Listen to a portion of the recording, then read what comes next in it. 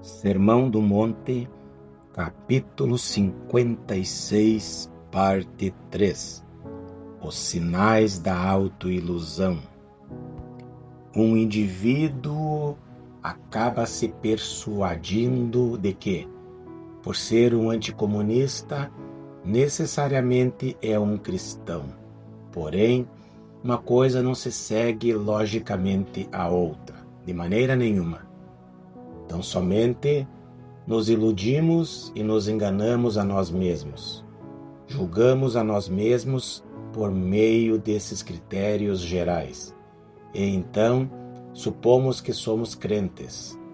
A substituição das questões particulares e pessoais do cristianismo por essas questões sociais e gerais sempre apontará para algum perigo iminente. A cristandade com frequência tem sido o maior inimigo da religião espiritual. Se eu descobrir que os meus interesses pessoais tendem mais e mais para aquilo que é geral, social ou político, e se isso estiver se tornando mais e mais o meu interesse principal pelo cristianismo, então é que me encontro em um estado extremamente perigoso, porquanto o mais provável é que tenho deixado de examinar a mim mesmo. O próximo perigo a ser considerado é o que correm aqueles cujo principal e primário interesse concentra-se naquilo que poderíamos chamar de apologética, ou seja, a definição e a defesa da fé, ao invés de um autêntico relacionamento com Jesus Cristo. É o perigo diante do qual todo pregador deveria mostrar-se particularmente atento. Muitas pessoas que estão convencidas que são crentes, na realidade estão interessadas somente na apologética cristã. Tais indivíduos passam o seu tempo argumentando a respeito da fé cristã, defendendo-a ou denunciando a evolução, denunciando a psicologia e diversas outras questões, as quais, segundo lhes parece, estão atacando os próprios princípios fundamentais da fé. Esse é um perigo muito sutil, porquanto tal indivíduo pode estar negligenciando completamente a sua própria alma, a sua própria santidade e santificação, e o seu relacionamento pessoal com o Senhor.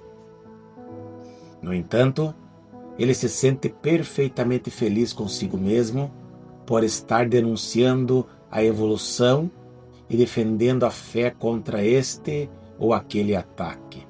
E talvez não somente esteja lançando isso em sua própria conta, como se fosse crédito na forma de retidão, mas até mesmo pode estar se utilizando desse esquema para evitar a tarefa de examinar-se honestamente a si próprio. A apologética tem seu lugar essencial na vida cristã e faz parte de nossa incumbência, como crentes, contender intensa e zelosamente pela fé. Todavia, se descobrirmos que mais nada estamos fazendo senão isso, então estamos numa condição perigosa. Conheci um homem que foi muito usado como pregador evangélico e que talvez não ocupasse o segundo lugar em relação a qualquer outro em sua época. Porém, começou a gastar o tempo cada domingo no púlpito, atacando a Igreja de Roma e o modernismo, e deixou de pregar um evangelho positivo. A apologética ocupara o lugar da verdade central do evangelho. Isso é uma tentação especial para aqueles que são capazes de raciocinar, argumentar e debater. É também um dos mais sutis ataques que já vitimaram as nossas almas. Por conseguinte, Essa é uma das questões que nunca deveríamos olvidar. Porventura, tenho verificado que a maior parte do meu tempo é ocupado na argumentação com outras pessoas acerca de pontos secundários da posição cristã? Tenho notado que praticamente nunca falo com outras pessoas acerca de suas almas, ou acerca de Cristo, ou acerca de suas experiências com Ele? Por assim dizer, sempre me ocupo com aspectos secundários da fé? Qual parcela do meu tempo é gasta em falar sobre o próprio âmago da questão? Examinai-vos a vós mesmos. 2 Coríntios, capítulo 13, versículo 5. O perigo seguinte consiste em um interesse puramente acadêmico e teórico por questões teológicas.